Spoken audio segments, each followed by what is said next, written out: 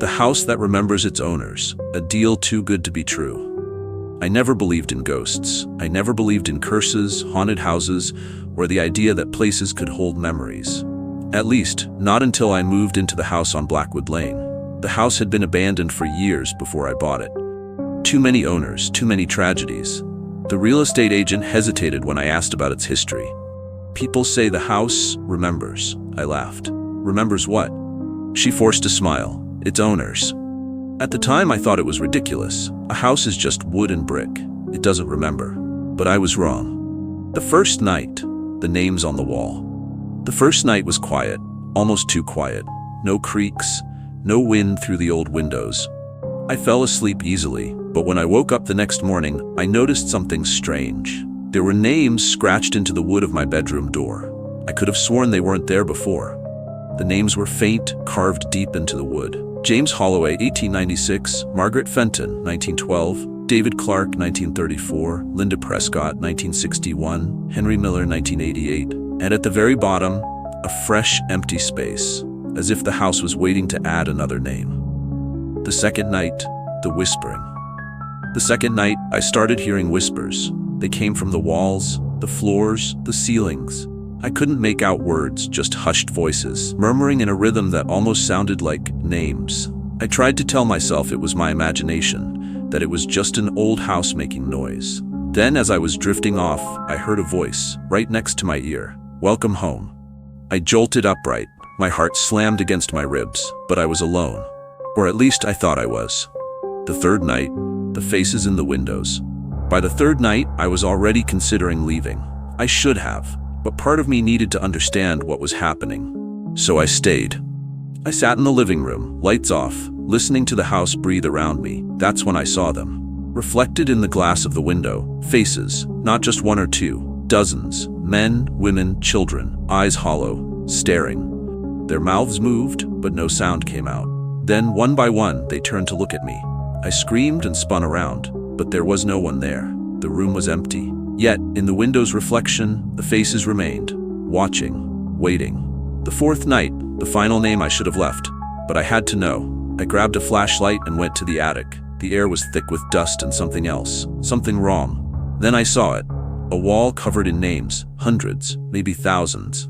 Every person who had ever lived in this house, all of them dead.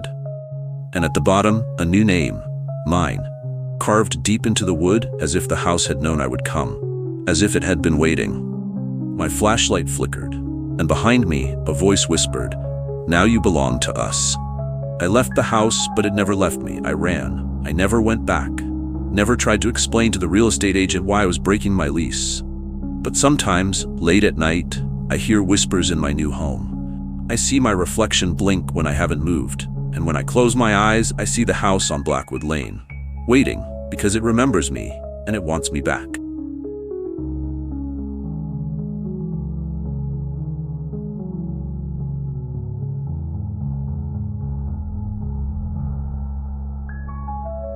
My reflection smiled when I didn't. It started with a glance. I never used to be afraid of mirrors, but now I avoid them whenever I can.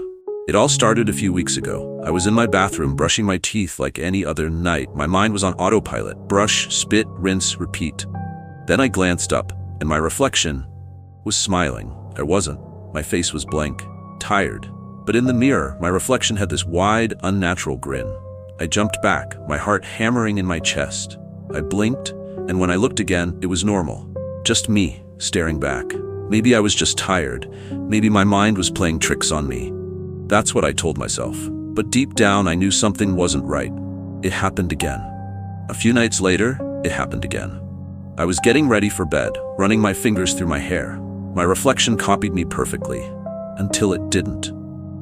I dropped my hand, but in the mirror, my reflection kept going, combing its fingers through its hair in slow, deliberate motions. My stomach twisted into knots. This wasn't just my imagination. I forced myself to move, to lift my hand again. The reflection snapped back into sync with me instantly, like it knew I was watching, like it was pretending to be me. More than just a reflection. After that night, I started noticing other things. Sometimes when I walked past a mirror, I could have sworn I saw my reflection linger for just a second too long. or move just a fraction of a second too late. At first, I tried to avoid mirrors altogether, but you don't realize how many damn mirrors there are until you start avoiding them. Windows at night, the black screen of my turned-off TV, even my phone when the screen was dark. Everywhere I went, I felt like I was being watched. Then, one night, I caught my reflection moving again. This time, I was completely still, and it waved at me. I set up a camera. I needed proof. I had to know if I was going crazy or if something was actually happening. So I set up my phone to record the bathroom mirror while I slept. In the morning, my hands were shaking as I played back the footage. For the first few minutes, nothing happened. Then, around 3 a.m., reflection stepped away from the mirror. Not me, just the reflection. It moved out of frame, disappearing from the glass. But I never left my bed. The reflection was walking around my house. I slammed my phone down, my pulse pounding in my ears. I needed to get out. The final night, that night, I packed a bag. I was going to leave, drive to a motel, and figure everything out in the morning. But as I was walking toward the door, I heard something. A faint, hollow laugh from the bathroom. I turned slowly. The light was off, but I could still see my reflection in the mirror. It was standing there, grinning that horrible wide smile. And then it stepped out. I didn't have time to scream. I didn't have time to run. The last thing I saw before everything went dark was its hands reaching for me. Now I'm the one in the mirror. When I woke up, I was standing in front of the bathroom mirror.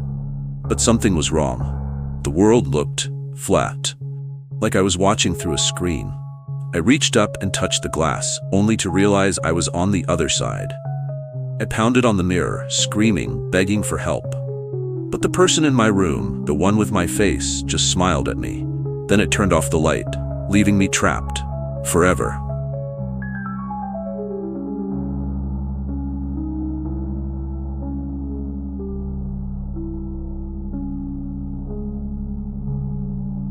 The stranger who knew my secrets. A chance encounter. It started on a cold October evening when I met him. I was sitting alone at a coffee shop, scrolling through my phone, lost in thought. The place was nearly empty, just a few people scattered around enjoying their drinks. Then I felt someone staring at me. I looked up. A man was sitting a few tables away, watching me. He was tall, with sharp features and dark, piercing eyes. His expression was unreadable, but there was something unsettling about the way he looked at me, like he knew me. I shifted uncomfortably and went back to my phone, but I could still feel his gaze.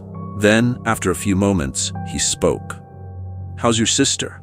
My heart stopped. I didn't have a sister, not anymore. He knew too much. I stared at him, my throat suddenly dry. "Excuse me?" I managed to say. He smiled, but it wasn't friendly. "Your sister, the one who died when you were 12? You still think about her every day, don't you?" I felt cold all over. There was no way he could know that. I never talked about my sister, not to anyone. "Who are you?" I demanded. He just took a slow sip of his coffee, then said, "I know a lot about you, Alex." I hadn't told him my name. I stood up so fast my chair nearly tipped over. I was ready to leave, to get away from this man. But before I could take a step, he said something that made me freeze. "You still blame yourself for what happened to her, don't you?" A wave of nausea hit me, because he was right. Even after all these years, I still carried that guilt. And somehow, this stranger knew. More than a coincidence. I hurried out of the coffee shop, my heart pounding. I walked fast, almost running, trying to get as far away from that man as possible. But as I turned the corner onto my street, he was there, standing at the end of the block, waiting for me. I stopped, my breath catching in my throat. There was no way he could have gotten there so fast. No way. But there he was. And when I locked eyes with him, he smiled. "You can't run from me, Alex." He was everywhere. For the next few days, he was everywhere. I saw him outside my apartment building, standing on the sidewalk, watching my window. I saw him at the grocery store, standing at the end of the aisle. I saw him in my nightmares, whispering things only I would know.